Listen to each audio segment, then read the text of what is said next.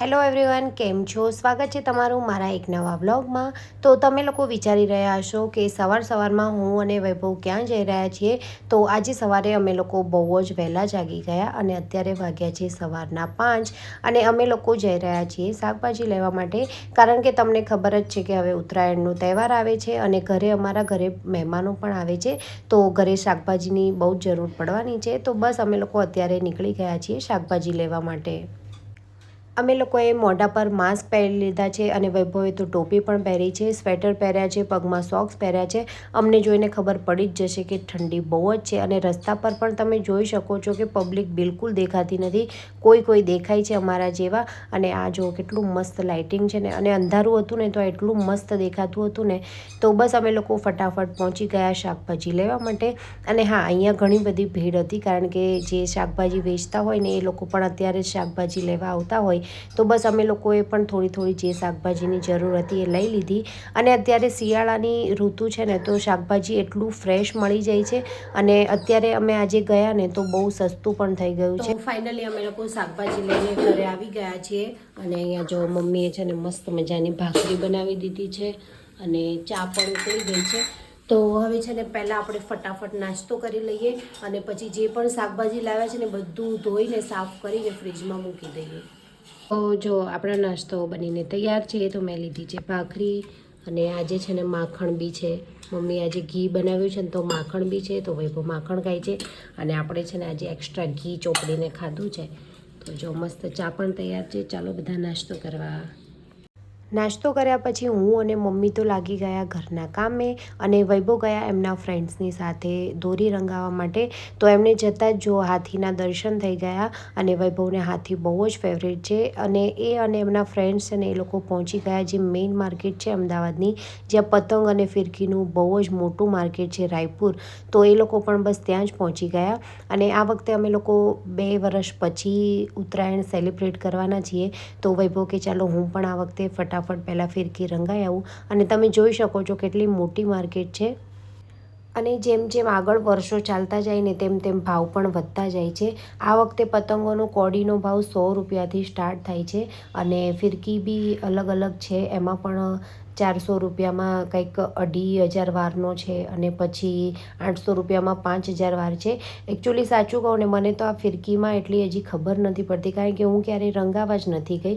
પણ વૈભવ ઘરે આવીને વાત કરતા હતા તો ખબર પડી કે આ વખતે એટલો ભાવ ચાલે છે.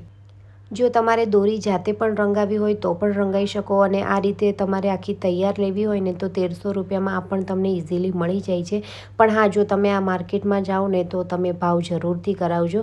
કારણ કે એ લોકો જેટલા કહે છે ને એમાંથી ઘણા આપણને ઓછા કરી આપે છે.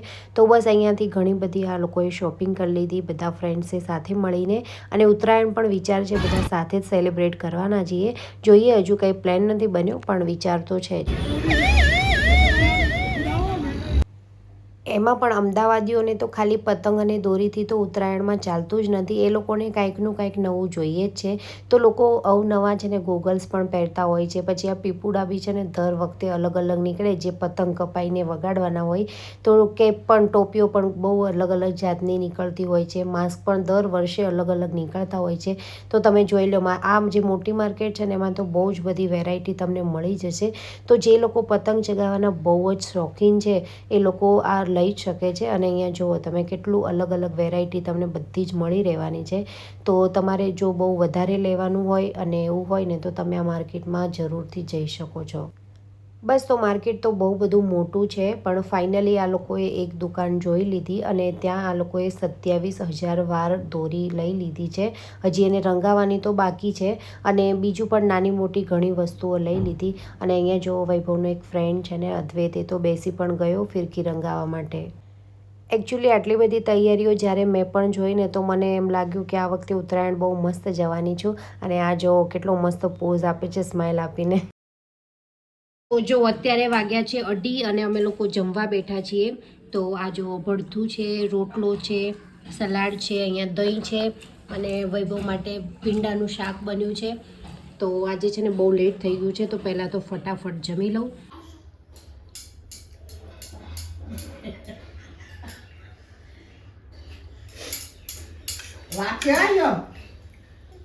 હા, વાગે હગી કોણ થાય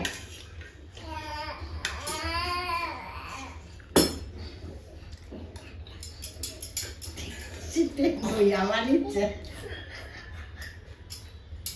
ચીપટી આનું પર લઈ લે તો આજે છે ને આપણે ફરીથી ચીકી બનાવવાનું ચાલુ કરી દીધું છે. કાલે થોડીક બનાવી હતી અને થોડીક બગડી હતી. હવે આજે છે ને બીજો આ ગોળ લાવ્યા છીએ. તમે લોકો કયો ગોળ યુઝ કરો છો ને એ કમેન્ટમાં જરૂરથી કહેજો.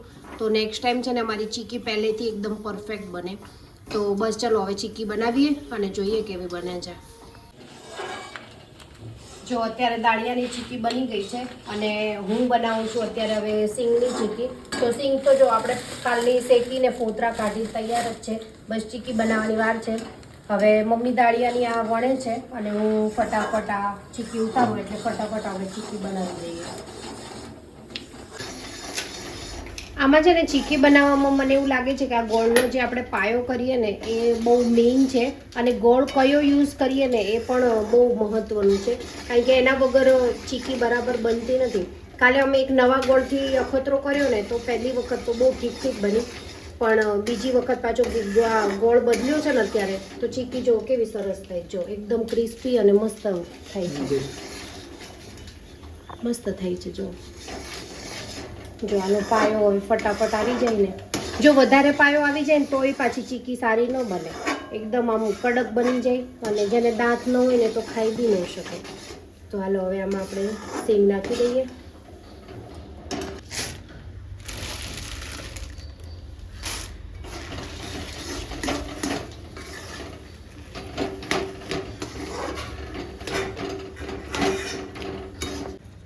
સિંગની ચીકી બનાવ્યા પછી અમને લોકોને છે ને માવાની ચીકી અમે બહારથી તો ઘણી વખત લાવેલા અને બહુ ભાવે પણ. તો અમે વિચાર્યું ચલો આજે ઘરે જ ટ્રાય કરીએ. તો બસ અમે લોકો બી સિંગને એકદમ મસ્ત પીસી લીધી અને માવા ચીકી બનાવવાની ટ્રાય કરી. જોઈએ બની જાય પછી આપણને ખબર પડે કેવી બને. તો બસ આમાં છે ને પાયો બહુ ઓછો કરવાનો હોય, એટલો બધો નહીં કરવાનો ને તો થોડું કડક થઈ જાય. તો બસ જો થોડો એવો આપણે ગોળનો પાયો કરી અને પછી મસ્ત સિંગને મિક્સ કરી લીધી છે. અને તમે જોઈ શકો છો આ છે ને બિલકુલ આમ વેલણ સાથે ચોંટતી બી નથી અને એકદમ મસ્ત આપણે જેટલી પતલી રાખવી હોય ને એ રીતે મસ્ત વણાઈ જાય. અને બહુ ઠરી ન જાય ને એની પહેલાં જ આવી રીતે એક ચપ્પુની મદદથી એમાં થોડા આપણે શેપ આપી દેવાનો. કારણ કે એકદમ હાર્ડ થઈ જાય, મતલબ એનો શેપ પછી આપવો અઘરો પડી જાય. તો બસ ફટાફટ આ રીતે મેં તો થોડુંક ઠર્યું ને એવું તરત જ આ રીતે શેપ પાડી લઉં છું. અત્યારે અમે લોકો છે ને હવે ચોળાફળી આ તળવાનું શરૂ કરી દીધું છે. આ અમે દિવાળીમાં લાવ્યા હતા અને એક પેકેટ અમે એક્સ્ટ્રા જ લાવ્યા હતા કે વચ્ચે ક્યારેક આપણે મન થયું હોય ને ખાવાનું તો તળીને ખાઈ લેવાય.